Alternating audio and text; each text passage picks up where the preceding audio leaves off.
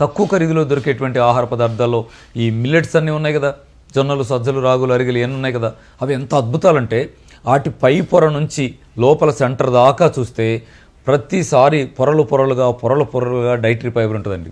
ఈ బియ్యం మీద పై పొరలోనే ఉంటుంది. కానీ మీరు సజ్జ తీసుకోండి, జొన్న తీసుకోండి, ఆ మిల్లెట్స్ ఏవి తీసుకున్నా సరే వాటి లోపల పొరల దాకా ఫైబర్ ఉంటుంది. దాంతో ఏమవుతాయంటే మీరు ఆహారం తీసుకున్నప్పుడు అవి ఒకేసారి అరిగిపోయి గ్లూకోజ్ని బ్లడ్లో కలపవు, క్రమంగా అరుగుతూ ఉంటాయి. కాబట్టి బ్లడ్లో గ్లూకోజ్ కూడా నెమ్మదిగా అవసరాన్ని బట్టి కలుస్తుందా అన్నట్టుగా కలుస్తూ ఉంటుంది. సెల్స్ రిసీవ్ చేసుకోవడం తేలిక, మనకి ఉత్పత్తి అయ్యే ఇన్సులిన్ దాన్ని ఇట్లా ఇచ్చేయడానికి సరిపోతుంది. ఎక్కువ గ్లూకోజ్ వచ్చే ఛాన్స్ బ్లడ్లోకి ఉండదు. ఇవన్నీ కూడా ఇండైరెక్ట్గా మీరు షుగర్ని తగ్గించుకోవడానికి నీళ్ళు ఎలా ఉపయోగపడతాయో 30% అని చెప్తామే, అలా ఈ డైటరీ ఫైబర్ ఉండేటువంటి ఆహారాన్ని తీసుకోవడం వల్ల మీ షుగరు మీరు చాలా వరకు తగ్గించుకోవడానికి ఉపయోగపడే దివ్య ఔషధంలాగా మారిపోతాయి.